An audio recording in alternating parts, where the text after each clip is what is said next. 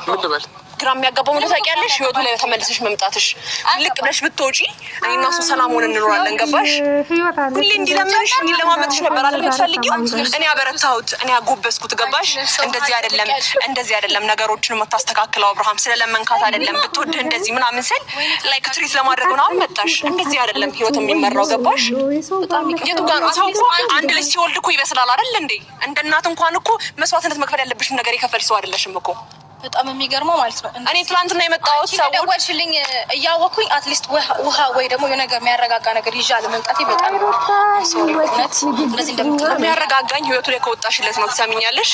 አልደረስኩብሽ። እኔ ደግሞ በታሪክ ይሄንን ነገር ልተወው አልችልም። ምናልባት እየበገንኩ ነው እየተቃጠልኩም ነው ምንም እያልኩ ነው ወይ አይ መለከተሽም ሰዎች እንደማይፈልግሽ እየነገረሽ እኮ ነው። አማርኛ ሰሚም እንዴ?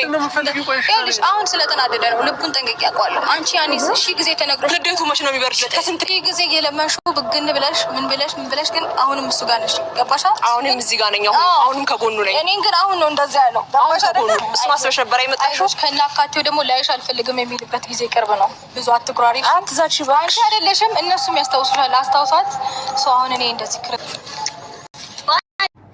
አይ አብርሽ የውሳኔ ሰው አለመሆንክ በጣም አዝኜልሃለሁ። በሁለቱም ሴቶች መሀል ውስጥ ቁጭ ብላ ልታለቅስ ምንም እኮ አልቀረም። አንገቱን ቅርቅር ብሎ እንደቀራ ነው። ጋይስ አዝኗል። ልቡ እኮ ከሩታ ጋ ነው ጋይስ። ያው የውሽምት ነገር ግድ ሆኖበት ነው እንጂ የምር ልቡ ከሩታ ጋ ነው ጋይስ። አውቀው ነው ያስመሰለ ነው እንጂ ልቡ ከሩታ ጋ ነው። ውሽምትዬ ወዮ መጨረሻ ይሄ ነው የሰው ነገር መውሰድ ይሄ ነው መጨረሻ ማለት ነው። አመት ሙሉ ለፍተሽ ከንቱ ሆነሻል እኮ። አይ እኛ እኮ ብለን ነበረ። አንቺ መቼም የራስን አድርጋለሁ ብለሽ ብዙ ነገር ለፍተሽ መጨረሻ ይሄ ነው። እኔ ከውሽምት ተማሩ አንዳንድ ሴቶች ማለት ነው። የሰው ባል ላይ መታችሁ ፍጥ የምትሉ ሴቶች ከውሽምት ተማሩ። አሁን አብርሽ የውሽምት ያው ውለታ በስቶባት ነው ጋይስ፣ በስቶ ነው። ለዛ ነው ምንም ስለሷ ምንም ነገር መናገር ያልፈለገ ማለት ነው። ለዛ ነው ምስቱ ለትንሽ እየተናገረ ያለው ማለት ነው። የውሽምት ውለታ በስቶባት ነው ጋይስ። ተረዱ አንዳንዴ ማለት ነው። ውሽምት አንቺ ህይወት አለሽ እንዴ? ህይወት እንዳለሽ ዛሬ ሰማው ጋይስ። አይመስላችሁም? ጉድ ፈላ። ሰላም ጤና ይስጥልኝ ውድና የተከበራችሁ የቻናሌ ቤተሰቦች እንዴት ናችሁ? ደህና ናችሁ? እኔ ደህና ነኝ እግዚአብሔር ይመስገን ብያለሁ። የኔ ውድ ቤተሰቦች ዛሬ በሳቅ ወደ ቁስል ነው ያለ ቤተሰብ ማለት ነው። እና አብርሽ ብዙ ጊዜ ለዛ እኮ ነው ጋይስ አብርሽ በራሱ ሲመራን ያቻ አላቅም። ወንድ ልጅ እንዴት ቆፍጠና አይሉም በሶስቱ ማለት በሁለቱም ሴት መሀል ውስጥ ቁጭ ብሎ ራሱ ለምን በዚህ ልክ መጨናነቅ ለምን አስፈለገ? በቃ የማይፈለገ ሰው እኮ ከህይወቱ ማስወጣት ውሽምትም ማለት ነው። እኛ እናውቃለን። አብርሽ እኮ ልቡ ከሩታ ጋር ነው። እኔ ሲቀርባት ትርቅብኛለች፣ እኔ ሲርቅባት ትቀርበኛለች። የሩታ ነገር ግራ ገብቶኛል። አብርሽ ፍቅር እኮ ነው። በማላቸው ሁለታችሁም ፍቅር አላቸው። ፍቅር ነው። ስለዚህ አንተም የረባሽ ካልነበረም እንዴ እውነትና ወራ ከተባለ ሩታ ከሌላ ወንድ ጋር እኔ ማየት አልፈልግሽም ብዙ ጊዜ ደጋግማ ተናግራለ። ደስታ ለሷ የሚሆን ሰው አይደለም እንዳመጣችሁ አስወጡ ብሎ ብዙ ጊዜ ለቢኒም ለፈረንጆ ሲናገር ነበር። አሁን ሩታ ያው ተከትላ ዙዋይ ስለመጣች ለምን መጣች? ውሽምትዬ ከአብርሽ ጋር አንቺ ህይወት ጀምረሻል እንዴ? ህይወት እንደጀመርሽ ዛሬ ሰማሁ። ከህይወታችን ውጭልን መተሽ አትረብሽን። እኛ ደስተኛ ስትሆን አትወጂም ወይ? እሱ በተለይ እሱ ደስተኛ ሲሆን ለምንድን ነው ማትወጂ?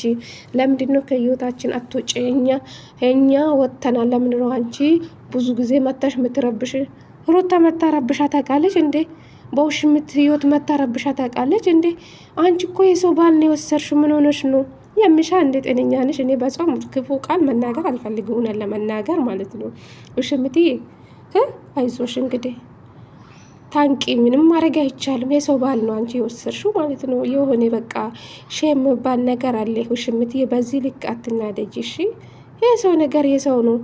መልሽ በቃ እንደወሰድሽው መልሽ። ያው ፈታ ዘና ስላደረግሽልን እናመሰግናለን። እንግዲህ ምንም ማድረግ አይቻልም።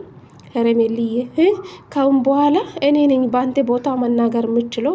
ሩታ አሁን ለሱ ኤክስ ናት አለች እኮ ጭራሽ አፍን አውጥታ። ውሽምትዬ እንደዛ አልሽ እንዴ? ተጋባችሁ እንዴ? ቀለበት አድርጎልሻ ተንበርክኮልሻ ፍቅርሽን ተቀበለልሽ እንዴ? ከካሜራ ጀርባ ይሄን እኔ የተረዳው ማለት ነው። ተጋቡ መሰለኝ። እኛ እኮ ህይወት ጀምረናል። እስከ መቼ ነው አፍርሽ በዚህ ልክ ምንቀጥሎ? ሩታ መናገር የለብሽም ሀቢብቲ። መናገር የነበረብሽ እኮ አብርሽ ነው። ሩታ ራስሽ ጠርተሽ ለምንድን ነው ከኛ ህይወት ማቶች የምትይ? ሂጂና ለአብርሽ ተናገር። ሩታ ሳትሆን ማለት ነው። ገባሽ እንዴ? ህይወት አለኝ ትላለች እንዴ ሩታ? ምን ህይወት አለሽ አንቺ? ያለቻት እኮ የሰውን ባል የራሴን አድርጋለሁ ብላ 1 አመት ይሄ 1 አመት ልትሞላ ነው ጋይስ፣ ከአብርሽ ጋር ከተገናኘች እቺ ልጅ ማለት ነው።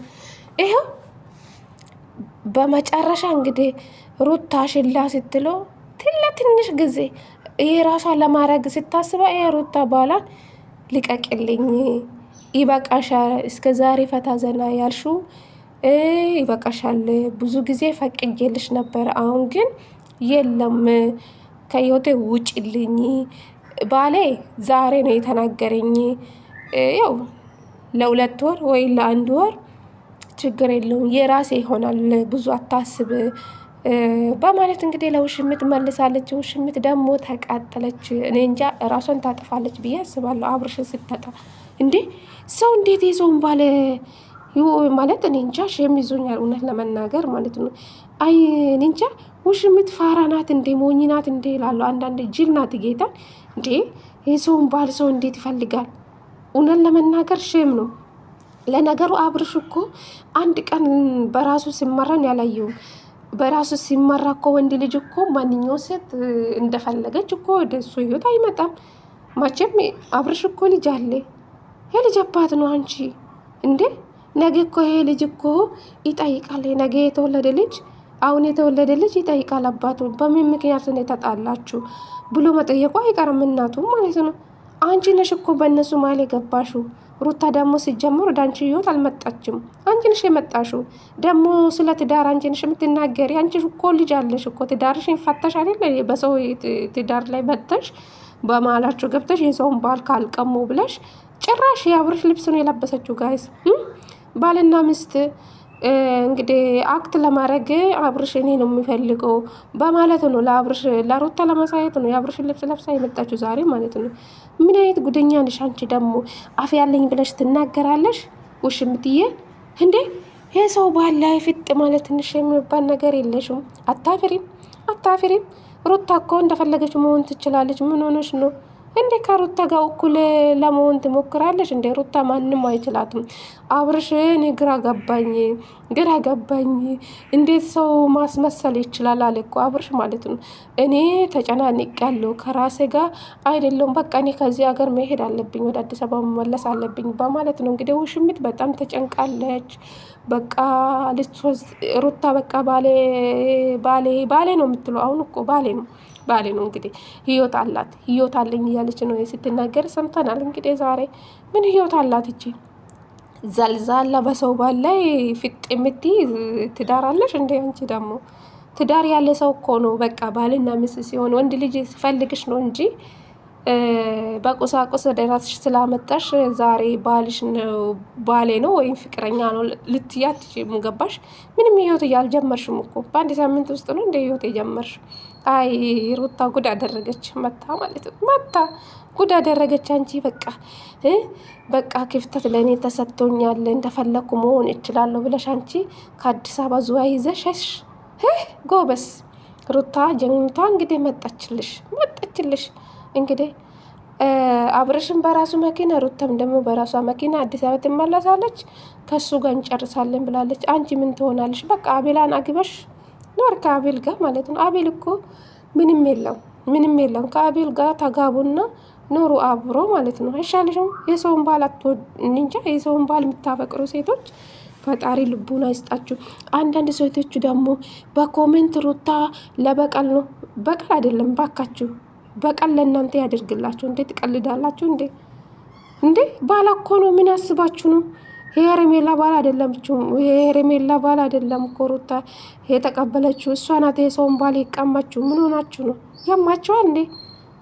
ማፍታ እኮ ነው። ማፍታላት አብርሽ በጣም ተጨናነቀ። አንተ የውሳኔ ሰው ሆነም አታውቅም። ሁሌ እንደዚህ እንደተጨናነከ ነው ማለት ነው። አንተ ምንም በህይወት አንድ ቀን ስታስብ እንደ ወንድ ቆፍጠን ሲል እኔ አይቼ አላውቅም አብርሽ ማለት ነው። ሁሌ በቃ ስራው ሴት ነው ጋይስ፣ ሴት ሩታ እንግዲህ አንበሲት ተነሳች፣ ጀግኒት ተነሳች፣ ደግ አደረገች። እንግዲህ ሄርምሽን አውጪ ውሽምት አይዞሽ፣ ነፍሴ ይማርሽ፣ የሰው ባለፈ ጣት በይ ማሬ፣ በቃሽ። 1 አመት ብሎ ብዙ ነገር አድርገሻል፣ ግን አልቻልሽም። ይሄው ሚስትዮ መጣችልሽ የራሷን ልታደርግ ማለት ነው። ስለዚህ አንቺ ውጭ ከነሱ ህይወት፣ እነሱም የራሳቸውን ትዳር ይኖሩበት። ሩታ እንደፈለገች ታድርግ፣ አንቺ አገባሽም፣ ስለሷ ትዳር ማለት ነው አገባሽም። ስለዚህ አንቺ ውጥጥ በይ ከነሱ ህይወት ማለት። አንቺ ባትገቢ እኮ አብርሽና ሩታ እዚህ ደረጃ ድረስ አይደርሱም። ሆነን ለመናገር ይታረቃሉ። አንቺ ነሽ የመጣሽው። ስለዚህ መውጣት አለብሽ ከነሱ ህይወት ማለት ነው። የአብርሽ ልብስ ስለለበሽ ባልሽ አይደለም፣ ገባሽ? ለሩታ ለማሳየት ነው የሱን ልብስ ለብሰሽ የመጣሽው። አብርሽ እንኳን በራሱ 1 ቀን ወስኖ አያውቅም፣ በሰው ነው የሚመራው። ስለዚህ ሚስትዮ ወደ ራሷ ታደርጋለች። እና አይዞሽ እንግዲህ ብዙ አትናደጂ። ከተናደርሽ እንግዲህ ወተት ጠጪ። ወተት የማይበቃሽ ከሆነ ውሃ ጠጪ ማለት ነው። ውሃ መቼም አያልቅም ስለሆነ ማለት ነው። እንግዲህ አይዞሽ፣ አትናደጂ ብዙ አይዞሽ ገለቴ።